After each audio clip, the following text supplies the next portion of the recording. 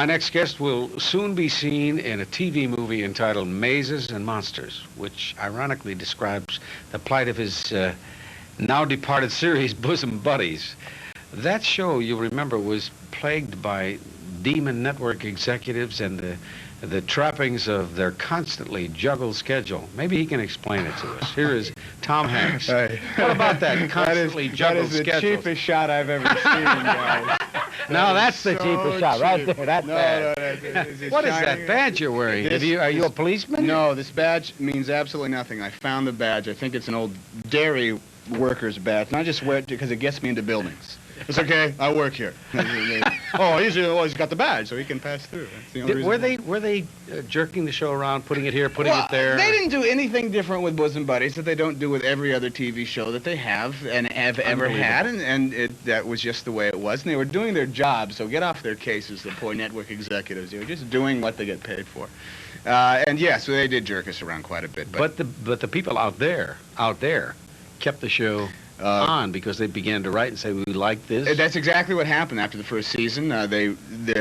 We weren't knocking anybody over. we weren't making into covers any You weren't magazines. worrying Dallas or anything. No. I don't think we were even worrying the CBS Morning News. Everybody was pretty much safe from us, but there were a flood of letters came in and said, we like these guys. Let's keep them on. So they kept them on. You are, I'm told, Tom, the father of two? Dos, yes. Yes, Dos. Yeah. And did they ever bother to ask you about why you were wearing women's clothes on the show and running around and making a fool of yourself? Well, one wasn't born yet, so she didn't. Oh, I see. Well, then she cut me a lot of slack. Yeah. I didn't have any problems with her vision. Yeah, was being impaired at the time. She was not out in the open. She was sort of. Anyway, she was around, but not.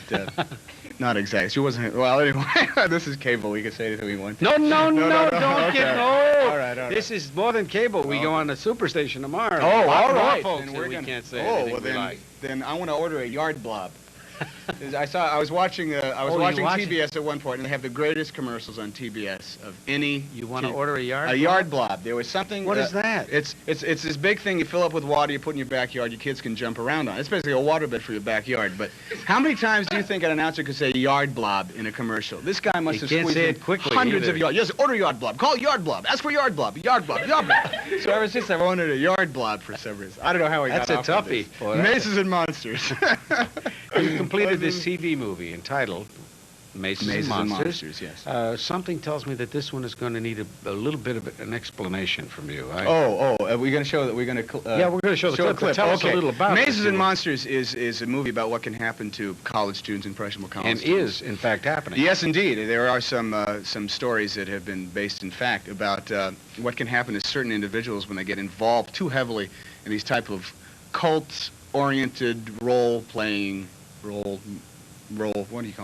reversal sort of games, which you take on an alter ego during the course of this long, intricate game that pretty much takes part totally inside your head. And this is a story about the character I play. His name is Robbie, and he's been playing the game too much and tries to get out of it, and ends up going to another college and falls in with some other players of the same game. Wow. And it has some. We have a clip. Should we show the clip and then talk about it? You bet. Yeah, sure. Okay. Mazes and Monsters, starring Tom Hanks. Hey, Robbie! Robbie, come on in. I brought you something. 1987, great year. Kate, the corkscrew, please. Have fun. Thanks.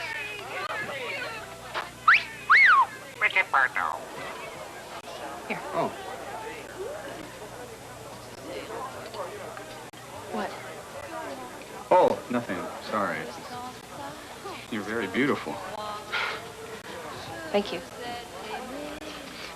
I'm Robbie Wheeling. Kate Finch. Hi. Hi. You're new here. Yeah, I am. I just transferred over from Tufts. Well, before they threw me out, actually. I didn't go to class very much, and that's not the best thing for my marks.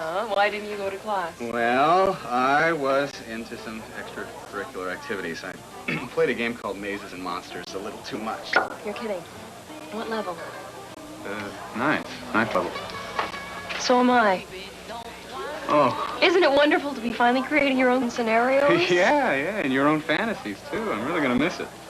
No, you're not. We have been looking desperately for a fourth player. This is wonderful. Just Daniel, I want you to meet Daniel. Daniel, meet Robbie. well- He's level 9. Hey, you gonna play with us? Well, no, I can't. My folks. Hey, we're not fanatics. Well, how often do you play? A couple times a week. No, I really have to crack the JJ, books. JJ, Really? come No, here, seriously. Come I here. mean, Level 9. Level 9? You didn't tell me that. Oh, we'll sign him up. no, I can't. This semester I have No, to. no, you start. can. Look, please just try one campaign with us. Really? Good guys. Thanks. Come on, no, Robbie. and if you don't like it, if it's too much, you can always quit. Well, you're gonna be there. I guess I'll have to give it a shot. All right.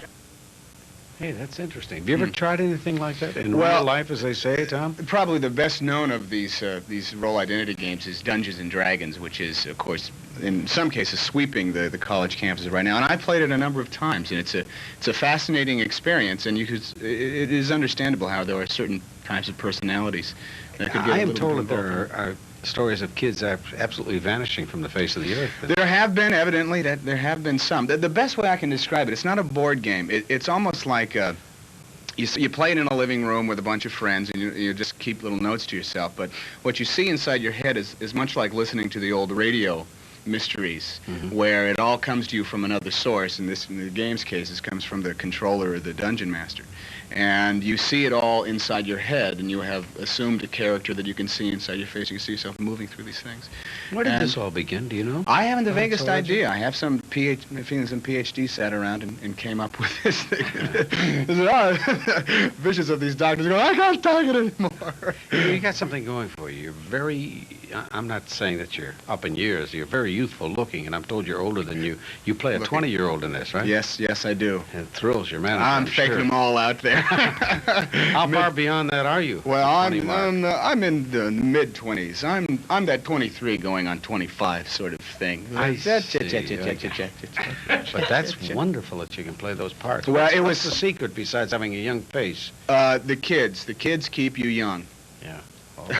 I don't know. They don't really. No, because it's the diet. Because when you Made have me kids, very old, you my start kids. eating things like Cocoa Puffs and watching Scooby-Doo. And as long as you do that, you stay very, very. Tom Hanks is going to stay with us. We'll be right back with Michael Medved.